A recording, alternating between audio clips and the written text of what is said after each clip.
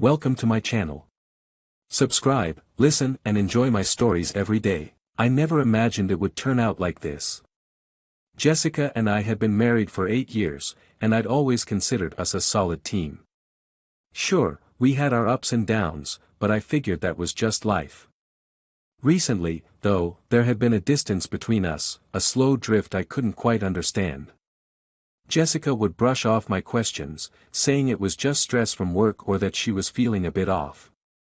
I told myself not to worry, marriage has its ebbs and flows, right? One night, while cleaning out the garage, I found an old phone tucked away in a dusty box. I didn't even realize she had kept it. It was an outdated model, one I thought she'd replaced years ago. Out of habit, I powered it on, not expecting it to work, but after a minute, the screen came to life. I should have just put it back, but something kept me staring at the dimly lit display. The phone had messages, hundreds of them. At first, they seemed like ordinary texts, but as I scrolled further, a particular name popped up again and again, Todd. I knew Jessica had male friends, and I'd never been the jealous type, but something about the tone of these messages made me pause. There was a flirtatious familiarity there, something that felt wrong. Words like, "can't wait to see you," and "tonight's going to be amazing," leaped off the screen, stirring a pit in my stomach. I scrolled further, a knot tightening in my chest. Maybe it was just innocent flirting. People text each other all the time, I reasoned. But as I read more, the messages hinted at meetings, secret dinners, late nights. I couldn't deny the growing feeling that something was very wrong. Part of me wanted to confront her right then, demand answers. But another part told me to wait. I didn't want to go off half-cocked and accuse her of something I couldn't prove. So, I decided to play it cool, to observe. Over the next few weeks, I became hyper-aware of Jessica's every move. I watched as her late work nights became more frequent, her laughter on the phone a bit too long, her excuses a bit too smooth. And I noticed other things, too, like how she'd check her phone, smile, then quickly lock the screen when she caught me looking. I hated how suspicious I'd become, how paranoid I felt. But every time I told myself I was overreacting, I'd think about those messages and feel the anger boiling up inside me again. Then, one Friday evening, it happened. She left her phone on the kitchen counter while she went to take a shower. I was sitting there, minding my own business, when it lit up with a notification. The name Todd glowed on the screen, and a message popped up, "Can't wait for tonight." My pulse quickened, and I picked up the phone, my hands trembling as I scrolled through their recent messages. "Last night was incredible," read one text from Jessica, sent the previous weekend. "Couldn't stop thinking about you," Todd had replied, followed by another message about where they'd meet tonight. I could feel my world crumbling around me. Jessica, my wife, the woman I had trusted with everything, was seeing another man behind my back. I knew I had to confront her, but how? I had always been a rational guy, the type who kept his cool, but every rational thought vanished as rage flooded through me. I paced around the kitchen, barely able to keep my breathing steady, until finally, I decided I wouldn't confront her. Not yet. I wanted her to feel safe, to think I hadn't caught on. Maybe that would give me time to figure out what to do. The rest of that night, I barely spoke. I went through the motions, pretended everything was fine, while my mind reeled. When she left later that night, telling me she was meeting a friend, I nodded as if nothing were wrong, watching as she slipped into the car and drove away. I stood at the window, watching her taillights fade down the street, and felt the final thread of my patience snap. The next day, I set my plan in motion. I called an old friend who was good with tech, and by that evening, I had a small camera set up in our living room, trained on the couch where Jessica and I usually relaxed. I felt a twinge of guilt at the invasion of privacy, but I reminded myself that she was the one who had broken our trust first. I needed to see the truth with my own eyes. I gave Jessica no reason to suspect anything. I went to work, kept up with our regular conversations, even joked with her like everything was normal. But inside, I was seething. My plan was simple: I'd leave for a business trip that Friday, pretending to be out of town for the weekend. Jessica's work schedule made it easy to predict when she'd bring Todd over, and I was counting on her comfort, on her belief that I was completely clueless. If my suspicions were correct, I'd have all the proof I needed by Sunday. Friday came, and with it, my supposed trip. I kissed Jessica goodbye, watching her face carefully, searching for any hint of guilt. She smiled, her eyes shining with warmth and care that made my stomach twist. How could she lie to my face like that? I forced a smile, told her I'd miss her, and walked out the door. I didn't go far. Instead, I checked into a small motel a few miles away, where I could monitor the camera from my laptop. As I waited, the hours stretched on, and a million thoughts crowded my mind. Would she really go through with it? Could she actually bring him into our home, the place we had built together? I almost wanted her not to be proven wrong, even if it made me feel foolish for all the doubt and paranoia. But just after 7 that night, I saw her pull up in our driveway, and she wasn't alone. The camera showed her and Todd laughing as they walked into the house. They sat on the couch, talking, drinking wine, acting like a couple comfortable in their deception. Watching them was like a punch to the gut. I'd never felt betrayal like this before. The screen was still in front of me, showing the two of them sitting there as if nothing was wrong. I had to force myself to stay calm, to breathe through the anger that flared up with each laugh and touch. Jessica looked so comfortable, so at ease with Todd, the same way she'd looked with me so many times. They settled into the couch, her hand brushing his, and he leaned in to say something. She laughed, and that sound, that same laugh she used with me, made my stomach turn. I kept watching, glued to the screen, unable to look away. Every so often, Jessica glanced toward the door, like she was reminding herself that she was safe, that I was gone. My hands were clenched so tightly that my knuckles turned white, but I didn't dare loosen my grip. I was barely containing myself, fighting the urge to drive back and confront them right then. But that would mean breaking the plan, and I needed the evidence to be undeniable. It was hard to reconcile the woman I saw on that screen with the wife I thought I knew. Memories of our life together, the little moments that defined us, played in my head like a slideshow I couldn't stop. We had been partners through everything, late nights talking about our dreams, planning vacations, building a future. Those memories now felt tainted, shattered by the betrayal happening right before my eyes. I had always trusted Jessica, she had been my rock, the one person I believed would never hurt me like this. I watched as she poured another glass of wine for Todd, her movements graceful and familiar. I knew her habits well enough to predict what would come next. She'd lean in, her hand would brush his shoulder, and she'd let out that soft, conspiratorial laugh. And she did, right on cue, as if she were acting out a rehearsed script. My fingers itched to close the laptop and put an end to the torment, but I forced myself to keep watching. I needed to be sure. I needed to see the full extent of what she'd done. It wasn't long before they were sitting close, too close, their hands intertwined. I felt a sickening twist in my gut as he leaned in, brushing her hair back in a gesture so tender it could have been mistaken for love. My breath came in shallow, rapid bursts, and I realized I was on the edge of breaking down. I wanted to scream, to throw something, to release the fury building up inside me. But all I could do was watch, helpless, as my wife slipped further away. Hours passed, or maybe just minutes, time seemed to blur. I watched them, the wine glasses empty, their laughter subsiding into quiet whispers. I'd seen enough. I closed the laptop, unable to bear another second, and slumped back into the motel bed, staring at the ceiling. I had no idea what to do next. All the anger and pain had drained me, leaving only a hollow emptiness. That night, sleep was impossible. Every time I closed my eyes, I saw Jessica and Todd, replaying each gesture and laugh. I lay awake, running through every option. Should I confront her when I got home, demand an explanation. Should I leave, pack my things, and disappear from her life the way she had disappeared from mine? Or should I play it smart, wait until she was caught off guard, and make sure she faced the consequences of her actions? By morning, I had decided.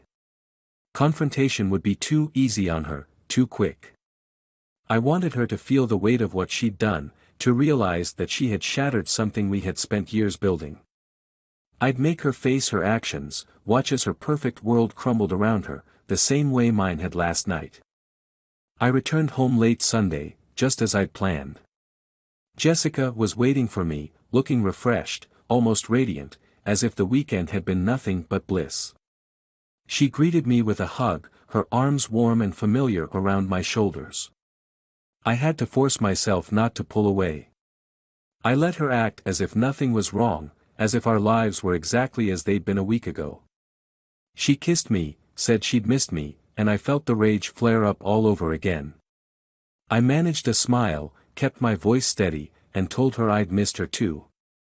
Over the next few days, I went through the motions, playing the role of the oblivious husband. I pretended to be busy with work, ignoring her as much as possible, letting her feel that slight distance between us. She didn't seem to notice. If anything, she was more affectionate, perhaps out of guilt, though I doubted it. I spent those days planning, arranging everything in my mind, calculating the exact way I'd show her just what she'd thrown away. On Thursday, I made my final move.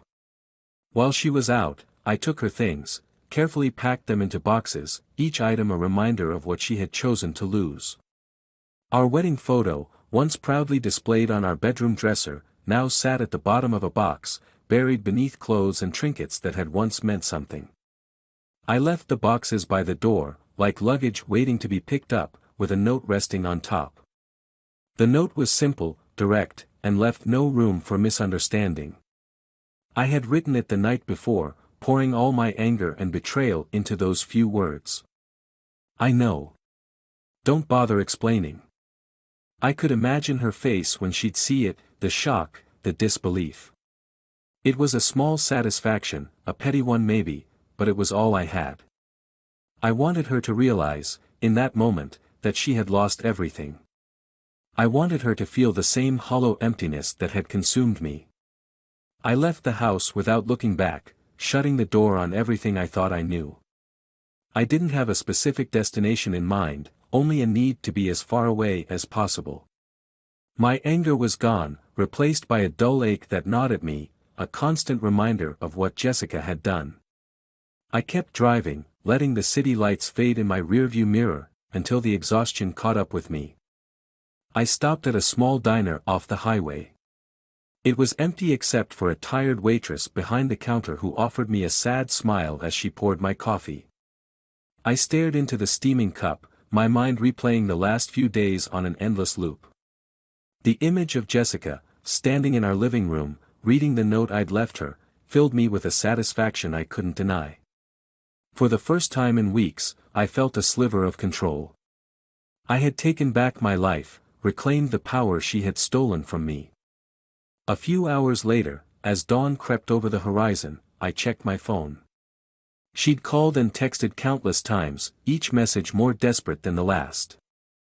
I read through the first few, pleas for an explanation, then apologies, and finally, declarations of love.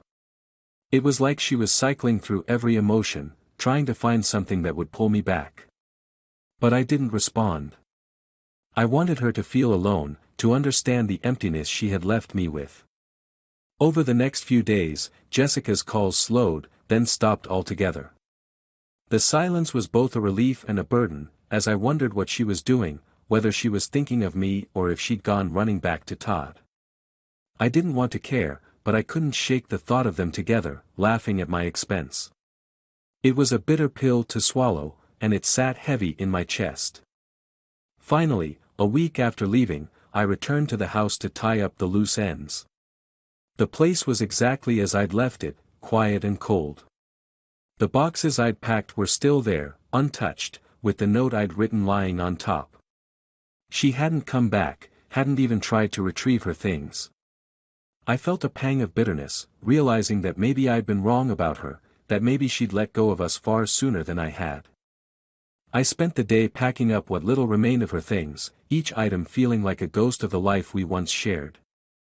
The photo albums, mementos from trips we'd taken, the little gifts we'd given each other over the years, they all felt meaningless now, hollow relics of a love that had turned to dust. I boxed them up and placed them by the door, next to the other boxes, a final act of closure. That evening, just as I was locking up, my phone buzzed. It was Jessica. I almost ignored it, but something stopped me. I picked up, bracing myself for whatever excuses she'd throw my way. Thomas, her voice was strained, barely above a whisper. Please. I just need to talk to you. I know you hate me, and I don't blame you, but I can't live like this. I need to see you. Just one last time. Her words hung heavy in the silence.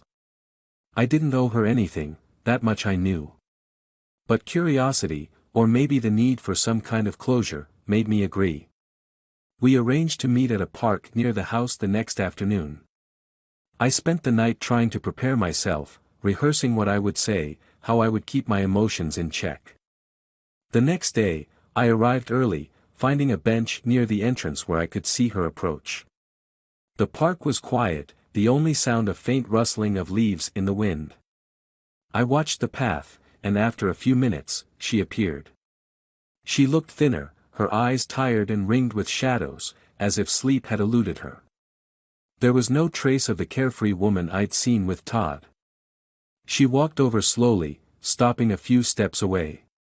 We stood there in silence, the weight of everything between us pressing down like an invisible wall. Finally, she spoke, her voice barely a whisper. Thank you for meeting me. I know I don't deserve it. I didn't respond, waiting for her to continue. She swallowed hard, her gaze fixed on the ground. I know you must hate me, she said, her voice trembling. And I don't blame you. I deserve it. I've spent every day wishing I could take it back. Every moment with him, it was a mistake. A horrible, selfish mistake. I never meant to hurt you like this. The words felt hollow, empty apologies that couldn't touch the damage she had done. I crossed my arms, keeping my expression neutral. Why, Jessica? My voice came out rougher than I intended. Why did you do it? She let out a shaky breath, finally meeting my gaze. I don't know. I felt empty, lost. It wasn't you, it was me. Something inside me just broke, and I thought he could fix it. But it was a lie. I was lying to myself. I wanted to believe her, to think there was some explanation that would make sense, but it all felt like excuses, justifications to lessen her guilt. I shook my head, anger bubbling up again. You had everything, Jessica. We had everything. And you threw it away for what? Some thrill. A chance to feel young again. She flinched, her shoulders slumping. I know. I know I was wrong. I would give anything to go back, to undo it all. But I can't. I have to live with this. The silence stretched between us, heavy and suffocating. She took a step closer, her hand reaching out, but I pulled back, keeping the distance between us. You don't get to just say you're sorry and expect me to forgive you, I said, my voice hard. I gave you everything, Jessica. I trusted you. And you broke that. Tears filled her eyes, and for a brief moment, I saw the woman I had fallen in love with, the woman who had once been my whole world. But that woman was gone, replaced by a stranger wearing her face. I know I can't fix this, she whispered. But please, Thomas, don't let this be the end of us. I felt a surge of anger, almost laughing at the audacity of her plea. You made that decision the moment you brought him into our home. This isn't on me, Jessica. This is on you. She crumpled, her face contorted with grief. Please, Thomas. I love you. I never stopped loving you. The words hung in the air, but they no longer held any power over me. Whatever love we'd had was gone, destroyed by her betrayal. I turned away, unable to look at her anymore. I can't do this, Jessica. I can't pretend that things can go back to the way they were. You killed that part of us. It's over. I walked away, each step feeling like a weight lifted from my shoulders. I didn't look back, didn't let her tears or her pleas sway me. There was nothing left to say, no reason to stay. As I left the park, I felt a strange sense of freedom, like I had finally broken free from the chains of the past. It was painful, yes, but it was also the start of something new, a chance to rebuild my life without the weight of betrayal. For the first time since I'd found those messages, I felt a glimmer of hope. A few weeks passed after that final meeting with Jessica, and I was beginning to settle into a new rhythm. The pain of betrayal had dulled, and I was starting to imagine a life where I could be happy again, free from the shadow of what had happened. I had cut all contact with Jessica, even changed my number to avoid any more desperate attempts from her to reach me. I needed a clean break. One Saturday, I decided to start fresh by clearing out the last of her things from the house. I'd kept some of her boxes tucked away in the guest room closet, things I thought she might eventually come back for. But with each passing day, it became clearer that this chapter was closed. If she wanted her things, she'd have to ask. As I moved the boxes, an envelope slipped out from the top, fluttering to the floor. It was unmarked and sealed, thick with papers.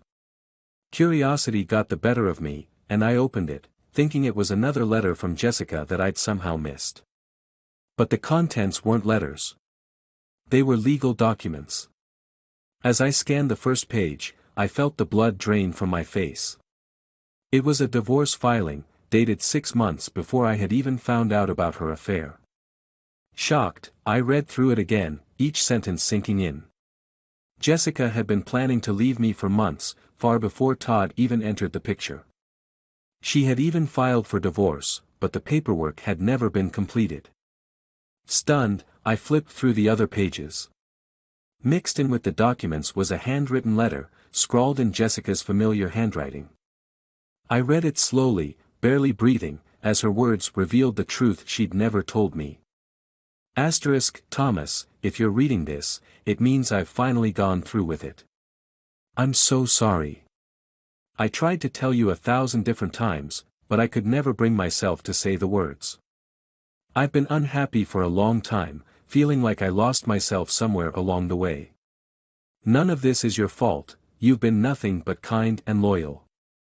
But I've changed, and I don't know who I am anymore. I read on, her letter unraveling the months of emotional turmoil she'd kept hidden, her struggle to rediscover herself, and her growing sense of disconnect from our life together. She explained that she hadn't known how to break free, that she had been too afraid to face what she was feeling. Then, my heart skipped a beat as I read the last part of the letter. Thomas, I did something terrible. I let my fear get the best of me, and I found myself relying on someone else to feel alive again. I was lonely, and I let my guard down. I'm not proud of what I did, and I can't imagine the pain I've caused you. Please believe me when I say I never meant for it to go this far. Todd was just a distraction from the emptiness I felt inside. But you've always been the real thing. I'm sorry it took losing you to understand that. I stared at the letter, my mind reeling. She had been planning to leave me, but she had fallen into an affair instead. The betrayal that had felt like a deliberate knife in the back now took on a twisted, tragic irony. She had been so lost that she had sabotaged the one thing that had always been steady in her life, our marriage. The room spun, and I sank to the floor, gripping the letter as if it held the last pieces of our shattered past. I thought back to our last conversation at the park, the tears in her eyes, the regret in her voice. All this time, I had seen her as the villain, the one who had destroyed everything. But now, I realized she had been as lost as I was, trapped in her own confusion and fear.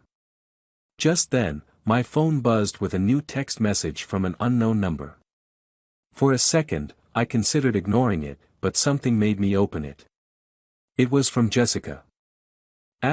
Thomas, I know I don't deserve to ask this, but could we meet one more time? I know you probably hate me, but I need to tell you something. It's important.